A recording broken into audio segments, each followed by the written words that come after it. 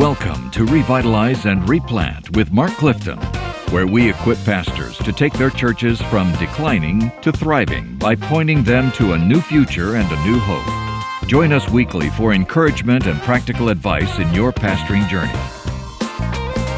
All right, thank you, Dan Hirsch. Dan is not with us right now. I mean, he's with us. He hasn't died or anything. Dan is no longer with us. Tough way to start a podcast. I know. He's out making a whole pickup truck full of money doing more important things than this little podcast. He's doing movie trailers and commercials and all that stuff. But he'll be back, I promise. He'll be back because we love having Dan. He's a dear friend. Been my buddy for my whole life. His dad and my dad were roommates in college and best men at each other's weddings. I've known Dan my whole life, and we've enjoyed.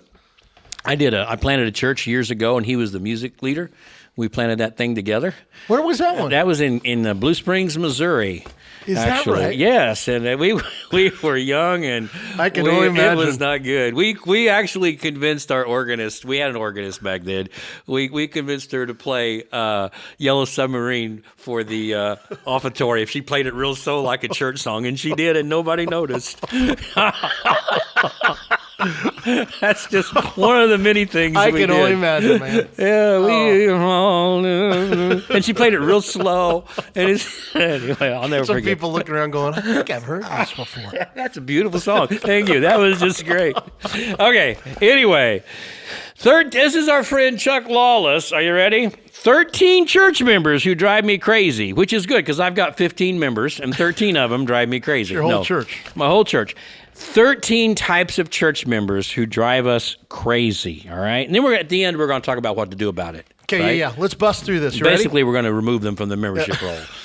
No, we're not either. That's one strategy. Okay, what are some of the members? See if you have any of these in your church. In fact, get your church directory out right now and circle the pictures of these people. No, I shouldn't say that, but maybe I should. Well, and here's what we know. We love them all. We love them all. Come on. We love them all. Some are harder to love than others, but we love them all. Yeah, we love them all. Whatever you say, Hallock. I'm trying to bring you hope this morning. Whatever you say, Hallock. Okay, but this first one, let's just dive in, because this is a tough one to love. The doom and gloom member. Nothing ever goes right for this member. It's never his fault or her fault, and you don't even like to see this person coming your way, because it's just whatever is going on, it's not going right. There's something wrong. You know, we were that first church that Hurst and I planted in Independence, Blue Springs, Missouri. We built a building. I was in my early 20s. We got land. We built a building. I was so excited, and we were building it ourselves.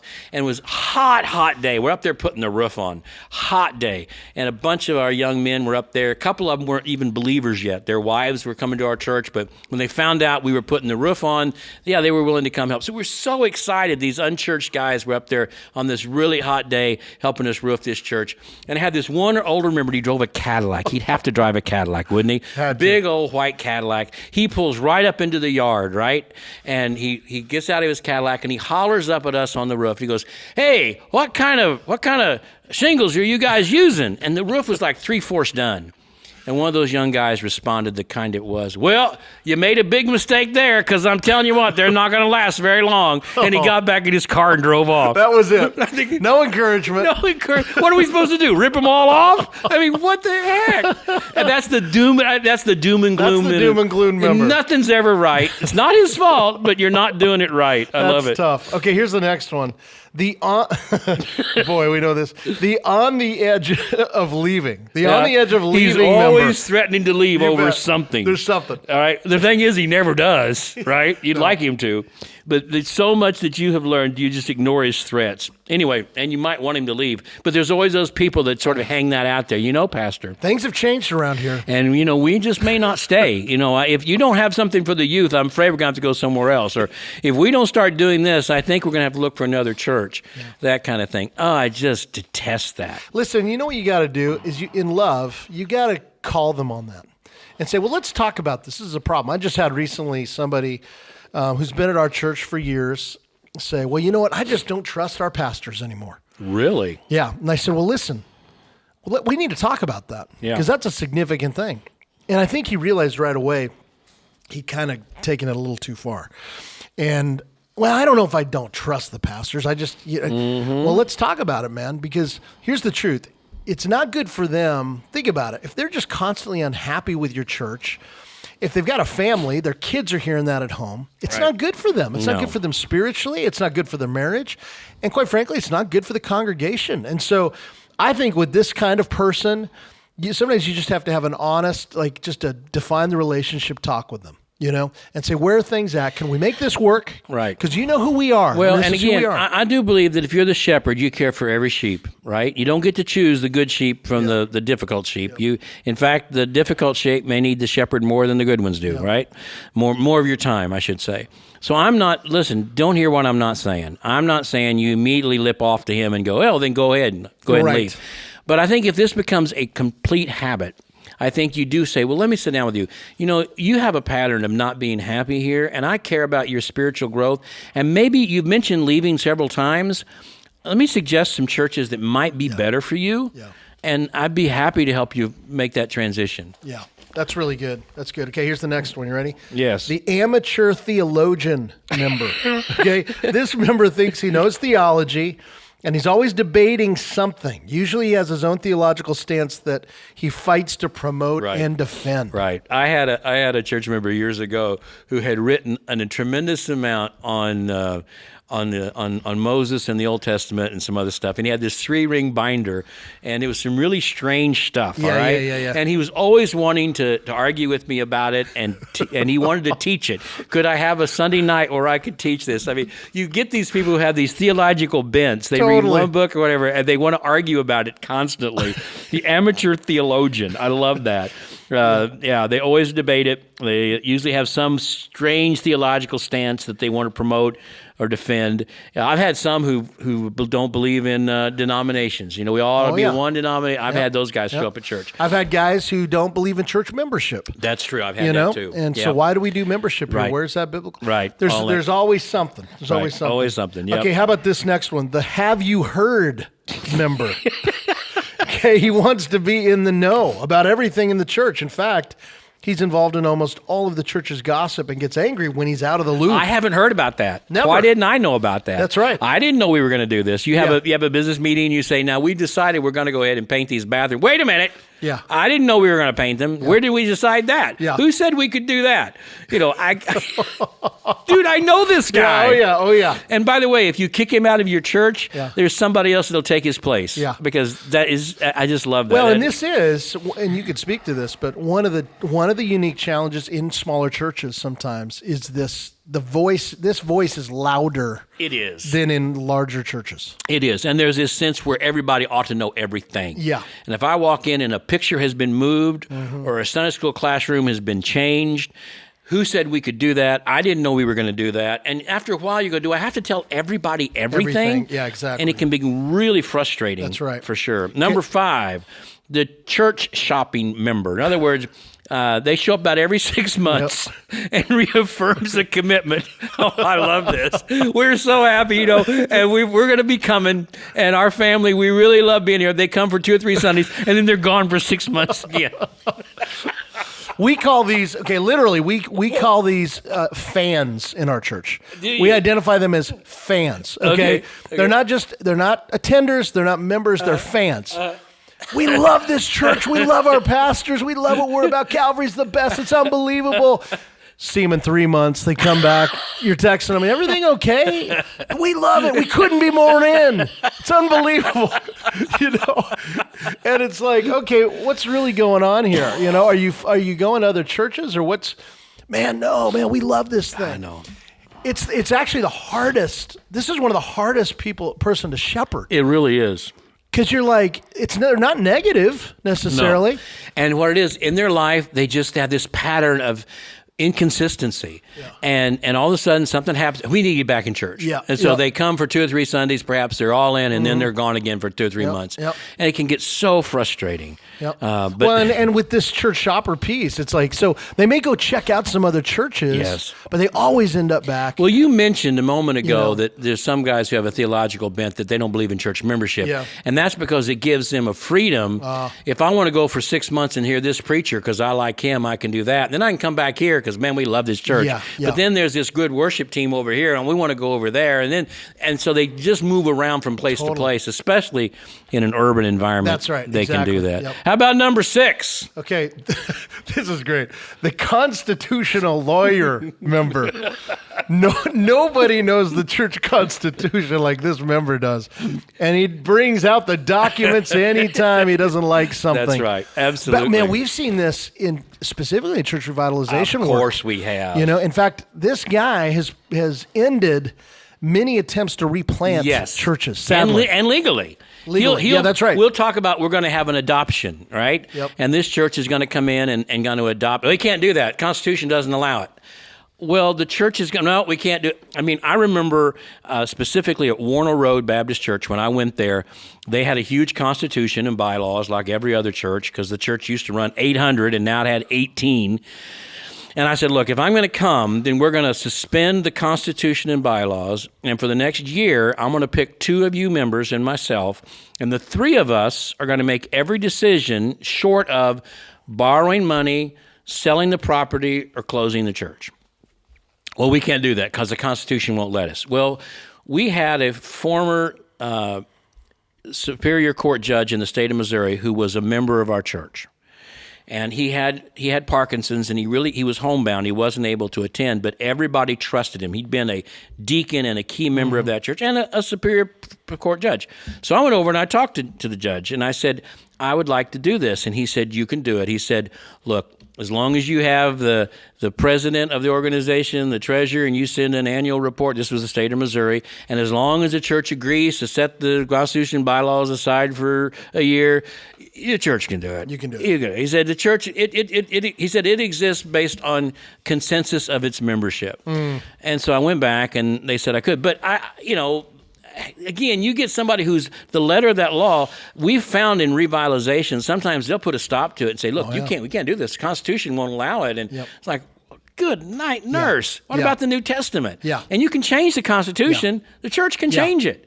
But I love that constitutional lawyer that's there. No, that's good. Okay, here's the next one. Yep. The internet sermon troll member. He listens to everybody else's sermons online and then critiques the pastor's sermons in light of others. Oh, boy, this is an encourager. Gee whiz. Well, it's true. I mean, we live in a time where we have access to the greatest preaching, living or dead. I mean, you can listen to Martin Lloyd-Jones sermons. I know you can listen to Sproul. You can listen to Piper, whoever you want. I listen to Martin Lloyd-Jones for the jokes. The guy is hilarious. No, I'm sorry. No, you. And he has a lot of them. You've got to listen to Martin Lloyd-Jones. I love him, man. That guy was serious. The Word of God. The Word of God. I love that. No, but I love Lloyd-Jones. He's one of my favorite preachers. Yeah. But you're right. You can listen to Lloyd-Jones, or you can listen to who's the guy in Houston with the big church? Joel Osteen. Joel Osteen. Yeah, you can listen to whoever. Those are 2 extremes right there. But they're going to compare your preaching to that. Yeah. Anyway, so I know it happens. It sure does. Yeah. You know what? And here's what I would say. Here's an encouragement. When that guy comes up to you and shares, I heard a sermon on the same passage, and man, I loved what he did with that. Yes. You know what? In your flesh, you want to put him in a headlock and pile drive him. But instead, put your arm around him, give him a hug, and say, I bet it was great. I bet it was great, bud. You know what? Yeah. Doing the best we can, and isn't God's word great? You got to keep it positive. Yeah. You're right. Don't throw him in the ring. I like what I've heard that. I like what you said, but I heard Adrian Rogers, and he said yada yada yada. I loved how he put it. And and again, going back to a few podcasts ago, remember, everything we do, we could do better. Mm-hmm. So you know what? I bet Adrian just knocked it out of the park. I bet he did, and I'm glad that blessed you. There you go. All right. Okay, you ready for the next one? Yes. The nostalgia member. She knows everything about the church's history, and sees her role as protecting the past and fighting against anything new. Ooh. And again, in revitalization, replanting, we find that all the time. We have to protect the past. We can't remove that piece of art or that picture from the wall. We can't change anything in the sanctuary. We can't change the bylaws or the Constitution. Obviously, you've got some nostalgia members that just know everything about the church's history. And a lot of that, and we've talked about this before, but is there are deep memories oftentimes associated. I just always think about a sweet older woman who sat with her husband for 45 years in the same pew. And when you start talking about taking pews out, sometimes it can be the negative, but I get that. I think you've got to shepherd people through that change at the same time. Okay, here's the next one, the unforgiving saint. Isn't that true? Angry over something 30 years ago, and he's never going to let it go. And he can spiritualize the reason he's angry with it for the best of them. That's you've tough. got people in your church that are just, again, something happened to them decades ago or 6 years ago, and they're never going to let it go. And they're just not going to forgive anybody about it. And if you confront them with forgiveness, well, they've got a reason why they're behaving the way they are. Yeah, totally. Number 10. Okay, here we go. The on-permanent sabbatical member. No matter what you do, this member refuses to serve in the church. I've done my duty in the past. That's right. I'm done. I've put in my time. Right. That's right. All right, I don't have the time right now either way, but the permanent sabbatical, I like that. They're just never going to serve. I'm in a season of rest. Dude, you've been there for 12 years. I'm about ready to call out some names here because there have been some people I have talked to and they have told me that very thing, right? Every year you go back, hey, I just want to check in, and you've got gifts the Lord's given you. I've done my work. It's time to let other people do it. Let other people do it. Okay, we got three more. The unidentified pot stirrer member. In public, he or she is faithful, loving, and a needed member. Behind the scenes, they're stirring up constant trouble and division. Oh, it's hard. I hear it all the time. That's tough. And you're the last one to know it. I know. I have so many times I have brought people so close to myself and to working together with me and giving them real leadership because they just are so affirming of what we're doing, so affirming of my leadership, so affirming of the church. And then things begin to go bad and you don't know what's going on. And finally somebody comes to you and says, do you know what he's been saying about you? No. Oh, man, he's been saying that. And what in the world? I know. Where'd it come from? Where did that come from? I know. It's so true. It is so deceitful and so true. And by the way, we're joking about these, right? Yeah. But I think we do have to be realistic. If this is a constant pattern, some of these perhaps are unregenerate church members. Yes. Now, some are just backslidden. Hold on. Yeah. Keep going. I think that's so important. Some are backslidden. Yeah. They're not unregenerate necessarily. But some are. Some may be. Yeah. And if they're unregenerate, they're not going to respond to anything you say or anything you do. So the unidentified pot stirrer, who in public is very faithful and supportive of everything, but behind the scenes is creating all kinds of division. Number 12, the financial threat member. Oh, boy. He reminds you that he will withhold his money if things don't go his way, and he generally believes that decreased giving will create chaos and make the church listen to him. Have you encountered this? Yes. I mean, a couple of years ago, I did some. I was asked to come to a church. Was asking me to come and do a transitional ministry and make some significant changes. And the deacon said, we want to empower you to make these changes. And I thought it's because they didn't know how. They knew how. They were just afraid. And so they empowered me to make the changes. Sure. So I made the changes. Oh, boy. The older adults became vehemently angry with me, so much so that a bunch of them would go to Sunday school and then leave and not stay for worship. I guess they just got so full of the Shekinah glory during Sunday school, their cup was so full they couldn't take any more. Yeah. So one Sunday I met them in the hallway before they left after Sunday school, and I said, hey, I've noticed we're not coming as long as you're preaching. You're what's wrong with this church, yada, yada, yada. So they called me and said, we want to meet you. So they met me a few weeks later on a weekday day at the church. 3 or 4 of them had been elected to speak to me, and they said these very things.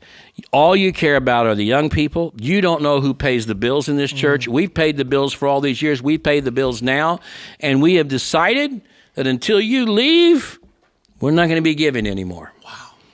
In other words, that was to pressure me to leave. Yeah. They I wanted said, you out. Well, the problem with that is I don't need this money because I got a full-time job. Yeah. So, and they did say, what do you think is going to happen if we quit giving our money? And again, because I was the interim and I didn't need their money, I said, well, I think the church will probably do better than it's ever done before because this church isn't funded by your money, it's funded by Christ, and he'll always find a way to fund his church. Now, that was easy for me to say as the interim, but yes, I have had people say that to me. Yeah. And you've got people in your church who hold that over you. And by the way, Oh, my goodness. Our friend Brian Croft says if you're not willing to get fired, you probably can't really pastor the church. And look, I know if you are making, bare minimum to survive with your family, we've been talking about some silly things, but this isn't silly. You get a couple of members who make a financial threat, and the church is barely making your payroll anyway, and you got to pay your mortgage, you got to pay your insurance for your kids, you got to pay your car payment, and 2 or 3 of these members come to you and say, Pastor, if you don't quit doing this, we're going to quit giving. That means you're not going to get paid. Yeah. Now, that's serious. That's serious. I'm not trying to make fun of this, but there are those people who will try to create chaos by threatening to hold their money. Yep. Okay, there's one more. The professional critic. This member points out everything that they think is wrong as if they make a living by it and feed off it and magnify the problems. I mean, there are some that doesn't matter what you do. Yeah. You can set up the room one way, they're going to criticize it. You can change the way you preach in this way, they're going to criticize it. You can change the preschool room, they're going to criticize it. The end of the result of this is simply this. God has called us to be the pastor and shepherd to some really difficult sheep, and they're not easy to deal with. And to be honest, folks like these make pastoral ministry less fun. But here's the encouragement. Take time to pray specifically for every member of your church. God will change a few of them. And the ones he won't change, he'll give you the grace to grow and to be the kind of pastor you need to be, even for them. Amen. And that's where you have to look. All right? That's good. All right, so 13 of these. And by the way, if any of them are in your church, man, they all are. We've got them one way or another. And you know what? You're probably not all that great of a pastor anyway. So I used to say to my people, if I knew everything about you, I wouldn't want to preach to you. And if you knew everything about me, you wouldn't want to listen to me. So it's an equal deal. All right, check us out at churchreplanters.com. By the way, I'm hitting the table. Did you notice that? And I've coughed a few times. I have a cold, but we don't have a cough button. That costs too much, and NAM won't pay for the cough button. Did you make notes? We're going to remove the cough? Well, leave the cough in there. It adds a certain reality to it. That's right. We like the cough. All right. Check us out at Replanters, churchreplanters.com, and pray for my cough. Thanks for joining us today on Revitalize and Replant.